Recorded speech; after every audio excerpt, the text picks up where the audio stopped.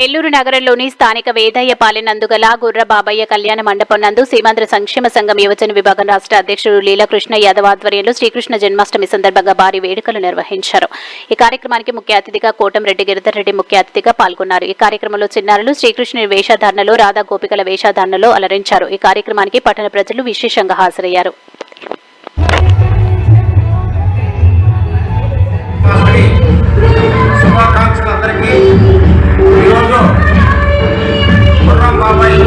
మందిరంలో లీలాకృష్ణ యాదవ్ గారి ఆధ్వర్యంలో శ్రీకృష్ణ జన్మాష్టమి వేడుకలు చాలా ఘనంగా జరుగుతున్నాయి.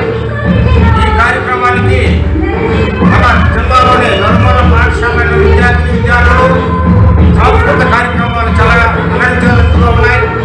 కాబట్టి ఈ కార్యక్రమం ఏర్పాటు చేసినటువంటి లీలాకృష్ణ యాదవ్ గారికి ప్రత్యేక ధన్యవాదాలు తెలియజేస్తున్నాం.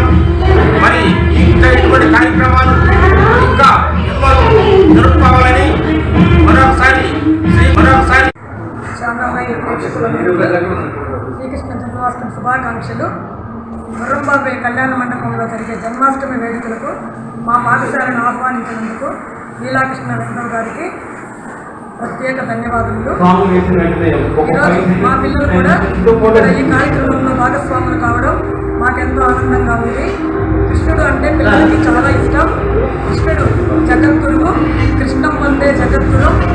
ఆయన రాముడు మానవుడిగా పుట్టి కష్టాలు పడితే శ్రీకృష్ణుడు భగవంతుడిగానే పుట్టి ఆ కష్టాలన్నింటినీ దాటుకుని మనం ఎలా నిలబడాలో నేర్పాడు.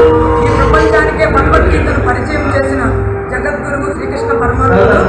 ఆ శ్రీకృష్ణ తత్వాన్ని మనందరం అర్థం చేసుకుని పిల్లల్లో ఇప్పటి నుంచే టచ్ మీ నాట్ అంటే ప్రేమలోనే ఉంటూ దానికి డిటాచ్మెంట్గా కూడా ఉండాలా, దేనికి అడిక్ట్లు కాకుండా ఉండాలా అని ఆ కృష్ణ తత్వాన్ని మనం అందరం అలవర్చుకోవాలా. ఇటువంటి కృష్ణ పరమాత్ముడి జన్మదిన